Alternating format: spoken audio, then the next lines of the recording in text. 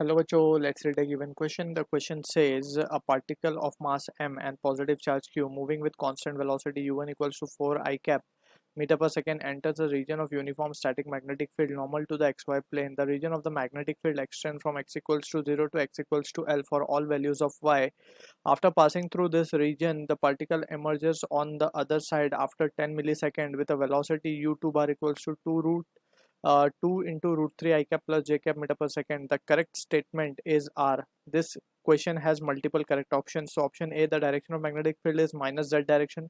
Option B, the direction of the magnetic field is plus z direction. Option C, the magnitude of the magnetic field 50 pi m by 3q units. Option D, given that the magnitude of the magnetic field is 100 pi m by 3q units. So इस question का जो key concept we need to understand is the concept of force due to magnetic field on moving charge. ठीक है, तो इसमें एक basic case हम consider कर लेते हैं। लेट सपोज हम क्वेश्चन के साथ साथ we will try to understand the concept as well.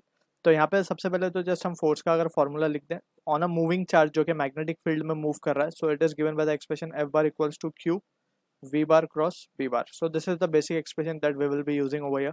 तो अब हम क्या करते हैं, let suppose first we will draw the coordinates. कुछ इस तरीके से हम कोऑर्डिनेट्स ड्रॉ कर लेते हैं पहले। ये वाई एक्सिस हमारी, ये एक्स एक्सिस हमारी। हमें बोला गया है कि एक पार्टिकल है जो कि अलोंग एक्स एक्सिस मूव कर रहा है। आई कैप क्या इंडिकेट कर रहा है, unit vector along X axis. And वो बोला गया है कि further it is been entering into the uniform static magnetic field normal to the X Y plane. ये एक्स वाई प्लेन है हमारा, इसको नॉर्मल है, बेसिकली परपेंडिकुलर है नॉर्मल का मतलब। तो हम मान लेते हैं, लेट सपोज हम अभी जस्ट कंसिडर कर रहे हैं, we don't know exactly the direction. हम मान रहे हैं कि ये इनवर्ड है मैग्नेटिक फील्ड। ठीक है ना, कुछ इस तरीके से यहाँ पे हम बना देते हैं कि magnetic field is in the inward direction. Cross का मतलब है inward magnetic field perpendicular to X Y plane. अभी किस डायरेक्शन में है, whether it is positive Z axis perpendicular है यानी कि जेड के अलॉन्ग ही होगा, या तो पॉजिटिव होगा या नेगेटिव होगा। अब वो हमें फाइंड करना होगा। ठीक है, तो जस्ट हमने यहाँ पे अभी फिलहाल ये कंसिडर किया magnetic field is perpendicular to the plane. अब यहाँ से एक पार्टिकल एंटर कर रहा है। Let suppose the particle is entering from here. इस तरीके से पार्टिकल आ रहा है with 4 I cap metre per second की स्पीड से। ठीक, अब ये जैसे ही मैग्नेटिक फील्ड के अंदर एंटर करेगा, so it will start to experience a force. अब यही चीज हमें इंपॉर्टेंट है कि फोर्स का डायरेक्शन हमें कैसे पता चलेगा, whether the particle is moving upside और डाउन साइड, ये किस तरीके से मूव हो रहा है ये हमें पता लगाना है। तो यहाँ पे we have to do V cross B, V bar cross B bar करना है, या सिंपली हम right hand palm rule use कर सकते हैं, according to which we need to put the thumb of right hand in the direction of charge, right, and point the finger in the direction of magnetic field. So palm face of right hand will give the direction of force. So इसमें जो force लगेगा ये ऊपर की तरफ आएगा और इस तरीके से पार्टिकल जो है ये बैंड होता होता होता होता इस तरीके से बाहर आ जाएगा। अगर हम मान ले ये हमारा x इक्वल्स टू 0 है यहाँ पे, and this is the region, this is the point, यहाँ पे हम मान लेते हैं x equals to L। So इतने ही रीजन में मैग्नेटिक फील्ड प्रेजेंट है as per the question given, right. तो यहाँ से ये पार्टिकल जो है ये बाहर आ गया इस तरीके से विथ वेलोसिटी u2 बार हमें गिवन है, राइट। ये u1 बार था यहाँ पे, यहाँ से जो वेलोसिटी बाहर आई है वो u2 बार आई है। ठीक है, अब इसके अगर हम ध्यान से देखें तो दो कंपोनेंट्स हमें गिवन है, right, along x axis, along y axis. बहुत ध्यान से अगर हम देखें तो along y axis it is just 2j cap, right, positive में है, and along it is 2√3 I cap, and let's say ये एंगल जो बना रहा है वो थीटा बना रहा है। सो इस तरीके से we have the situation given.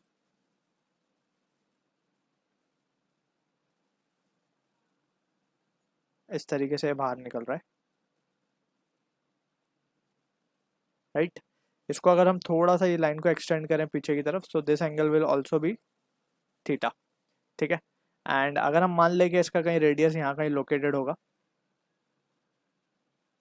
Curved path का, तो इसको अगर हम इस तरीके से बनाए तो this angle will also be theta. ठीक है, अब now further if you analyse the situation, हमें फाइंड करना है मैग्नेटिक फील्ड का डायरेक्शन। तो सबसे पहले तो ये चीज हमें क्लियरली समझ में आ रही है कि ये ऊपर की तरफ बेंड करेगा जब इसका पॉजिटिव ये जो y एक्सिस का टर्म है प्लस 2j कैप, यही बता रहा है कि पार्टिकल जो है ऊपर की तरफ बेंड हुआ है। तो ऊपर की तरफ बेंड होना means we can clearly see कि पार्टिकल जो है पॉजिटिव वाई एक्सिस की तरफ गया है, यानी कि फोर्स का जो डायरेक्शन आ रहा है, फोर्स का डायरेक्शन आ रहा है अलोंग जे कैप। क्लियर कट बात है। अगर ये नेगेटिव ऑफ, यहाँ पे अगर इंस्टेड ऑफ प्लस नेगेटिव होता तो नेगेटिव का मतलब ये होता है कि पार्टिकल नीचे की तरफ गया होता, राइट। तो ये चीज़ से हमें एक चीज़ यहाँ पे क्लियरली समझ में आ रही है। तो फोर्स का डायरेक्शन है अलोंग पॉजिटिव वाई एक्सिस, ठीक है। और वेलोसिटी हमारी किधर है, वेलोसिटी का डायरेक्शन हम देख सकते हैं it is positive x axis के अलोंग है, एंटर जब पार्टिकल ने किया है। तो अगर हम देखें तो बी का डायरेक्शन किस डायरेक्शन में होना चाहिए, क्योंकि हमें चाहिए जे कैप, तो क्रॉस प्रोडक्ट लगाना होगा, जे कैप चाहिए हमें और हमारे पास वी है आई कैप। तो बी को क्या होना पड़ेगा, माइनस के कैप।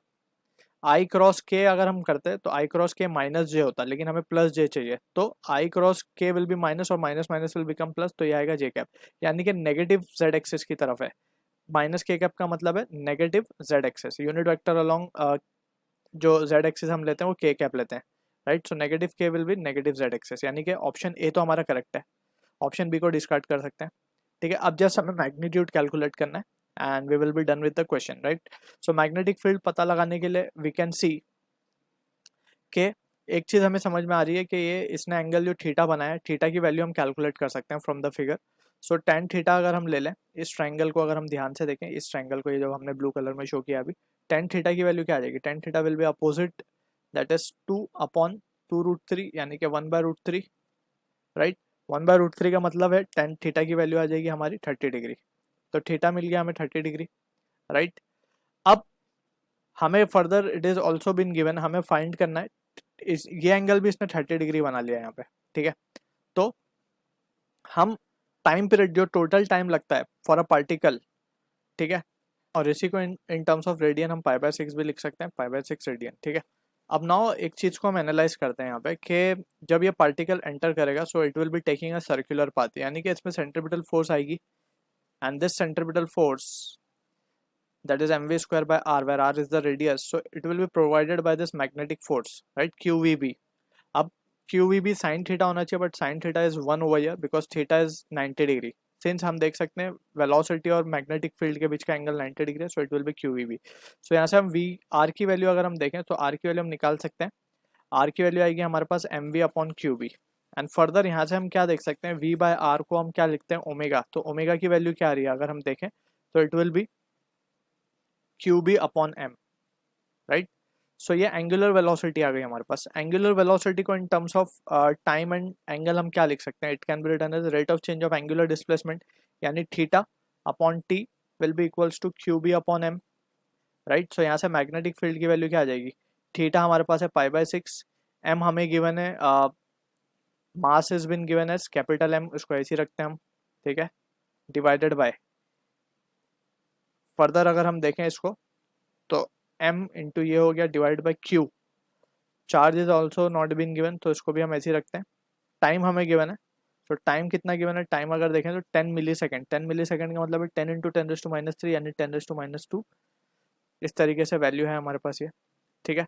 अगर हम इसको फर्दर रिजॉल्व कर लें so we can have the value as, therefore magnetic field की जो वैल्यू आएगी वो आ जाएगी पाई m, तो ऐसे ही रहेगा, ऊपर जाके ये 100 हो जाएगा,